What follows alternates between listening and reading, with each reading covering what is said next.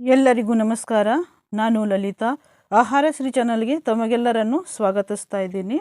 ನಾನಿವತ್ತು ಹಸಿ ಆಲೂಗಡ್ಡೆ ಮತ್ತು ರವಾದಿಂದ ದೋಸೆ ಮಾಡೋದು ಹೇಗೆ ಅಂತ ತೋರಿಸಿಕೊಡ್ತಾ ಇದ್ದೀನಿ. ಹಾಗಿದ್ರೆ ಬನ್ನಿ, ರವಾ ಮತ್ತು ಆಲೂಗಡ್ಡೆಯಿಂದ ದೋಸೆ ಮಾಡೋದು ಹೇಗೆ ಅಂತ ನೋಡಿಕೊಂಡು ಬರೋಣ. ಇಲ್ಲಿ ನಾನು ಆಲೂಗಡ್ಡೆ ತೊಗೊಂಡಿದ್ದೀನಿ. ಆಲೂಗಡ್ಡೆ ಮೇಲಿನ ಸಿಪ್ಪೆ ತೆಗೆದು ಅದನ್ನು ಚಿಕ್ಕದಾಗಿ ಕಟ್ ಮಾಡಿ ಒಂದು 2-3 ಸಲ ಚೆನ್ನಾಗಿ ತೊಳೆದು ತೊಗೊಂಡಿದ್ದೀನಿ. ಅದನ್ನು ಮಿಕ್ಸಿ ಜಾರ್ಗೆ ಇಲ್ಲಿ ಹಾಕಿದ್ದೀನಿ. ಹಾಗೆಯೇ 1 ಕಪ್ ಅಷ್ಟು ನಾನು ಚಿರೋಟಿ ರವೆ ತೊಗೊಂಡಿದ್ದೀನಿ. ನೀವು ಯಾವ ರವೆ ಬೇಕಾದ್ರೂ ತಗೋಬಹುದು.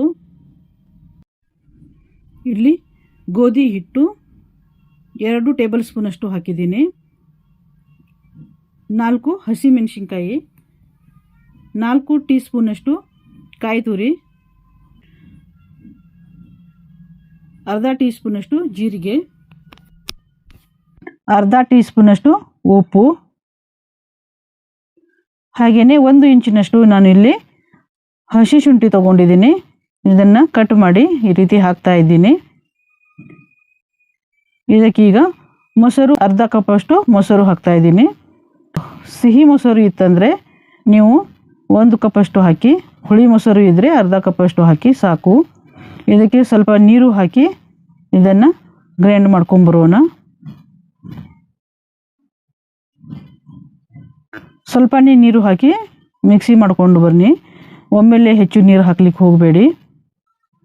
ಈಗ ಇಲ್ಲಿ ಮಿಕ್ಸಿಂಗ್ ಬೌಲ್ಗೆ ನಾನು ಏನು ರುಬ್ಕೊಂಡಿದ್ವಲ್ಲ ಅದನ್ನು ಇಲ್ಲಿ ಹಾಕ್ತಾ ಇದ್ದೀನಿ. ಈಗ ಇದನ್ನು ಮುಚ್ಚಿ ಒಂದು ಅರ್ಧ ಗಂಟೆ ಇಡೋಣ.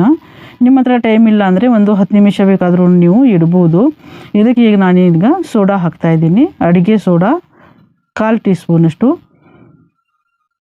ಕೊತ್ತಂಬರಿ ಸೊಪ್ಪು ಸ್ವಲ್ಪ ಹಾಕಿದ್ದೀನಿ. ಹಾಕಿ ಇದನ್ನು ಮಿಕ್ಸ್ ಮಾಡಿದ್ದೀನಿ. ನೋಡಿ, ಇವಾಗ ಈ ರೀತಿ ಆಗಿದೆ. ಈಗ ಗ್ಯಾಸನ್ನು ಆನ್ ಮಾಡಿ ನಾನು ತವಾ ಇಟ್ಕೊಂಡಿದ್ದೀನಿ. ತವಾಗೆ ಸ್ವಲ್ಪ ಹನಿಯಷ್ಟು ಎಣ್ಣೆ ಹಾಕಿ ಇದನ್ನು ಟಿಶ್ಯೂ ಪೇಪರ್ನಿಂದ ಒರೆಸ್ಕೊಂಡಿದ್ದೀನಿ. ಮತ್ತು ಸ್ವಲ್ಪ ನೀರು ಹಾಕಿ ಇದನ್ನು ಒಂದು ಕಾಟನ್ ಬಟ್ಟೆಯಿಂದ ಒರೆಸ್ಕೊಂಡಿದ್ದೀನಿ. ಇವಾಗ ಇಲ್ಲಿ ಈ ದೋಸೆ ಬ್ಯಾಟರ್ ಏನಿದೆಯಲ್ಲ ಇದನ್ನು ಹಾಕ್ತಾ ಇದ್ದೀನಿ. ಹಾಕಿ ಇದನ್ನು ಈ ರೀತಿಯಾಗಿ ತೆಳುವಾಗಿ ದೋಸೆಯನ್ನು ಹಾಕಿ ನೋಡಿ ಎಷ್ಟು ಚೆನ್ನಾಗಿ ಹೋಲ್ ಎಲ್ಲ ಕಡೆ ದೋಸೆಗೆ ಬಂದಿದೆ. ಇದರ ಮೇಲೆ ಸ್ವಲ್ಪ ಎಣ್ಣೆಯನ್ನು ಹಚ್ಕೊಳ್ಳಿ. ಎಣ್ಣೆ ಅಥವಾ ತುಪ್ಪ ಏನು ಬೇಕಾದರೂ ನೀವು ಹಾಕ್ಬೋದು. ಬೆಣ್ಣೆ ಬೇಕಾದ್ರೂ ಹಾಕ್ಬೋದು. ನೋಡಿ ದೋಸೆ ಎಷ್ಟು ಚೆನ್ನಾಗಿ ಬಂದಿದೆ. ಗರಿ ಗರಿಯಾಗಿ ದೋಸೆ ಇಲ್ಲಿ ಬಂದಿದೆ. ನಾವು ಆಲೂಗಡ್ಡೆ ಹಾಕಿ ದೋಸೆ ಮಾಡಿದ್ದೀವಿ ಅಂತ ಅನಿಸೋದೇ ಇಲ್ಲ. ತುಂಬ ಚೆನ್ನಾಗಿರುತ್ತೆ ದೋಸೆ. ಇದನ್ನು ಕಾಯಿ ಚಟ್ನಿ ಜೊತೆಗೆ ತಿನ್ಬೋದು, ಅಥವಾ ನಾವು ಆಲೂಗಡ್ಡೆ ಪಲ್ಯದ ಜೊತೆಗೂ ಕೂಡ ತಿನ್ಬೋದು, ಹಾಗೇನೂ ಕೂಡ ತಿನ್ಬೋದು. ಈ ವಿಡಿಯೋ ನಿಮಗೆ ಇಷ್ಟ ಆದರೆ ದಯವಿಟ್ಟು ಒಂದು ಲೈಕ್ ಕೊಡಿ. ಹಾಗೆಯೇ ಸಬ್ಸ್ಕ್ರೈಬ್ ಮಾಡಿ, ಶೇರ್ ಮಾಡಿ. ನೋಡಿ ಇಲ್ಲಿ ಜಾಳಿ ಥರ ಎಷ್ಟು ಚೆನ್ನಾಗಿ ದೋಸೆ ಬಂದಿದೆ. ದೋಸೆ ಮೇಲಿಂದ ಎಣ್ಣೆ ಹಾಕೋದ್ರಿಂದ ಕ್ರಿಸ್ಪಿಯಾಗಿ ದೋಸೆ ಬರುತ್ತೆ. ನಾವು ಈ ದೋಸೆಯನ್ನು ಬೆಳಿಗ್ಗೆ ಬ್ರೇಕ್ಫಾಸ್ಟ್ಗೂ ಮಾಡ್ಕೋಬಹುದು, ಸಾಯಂಕಾಲ ಸ್ನ್ಯಾಕ್ಸ್ಗೂ ಕೂಡ ಮಾಡ್ಕೋಬಹುದು. ನೋಡಿ ಇಲ್ಲಿ ಎಷ್ಟು ಚೆನ್ನಾಗಿ ಹೋಲಾಗಿದೆ. ಈ ರೀತಿ ದೋಸೆ ಆದಾಗ ಇದನ್ನು ತೆಗಿಬೇಕು.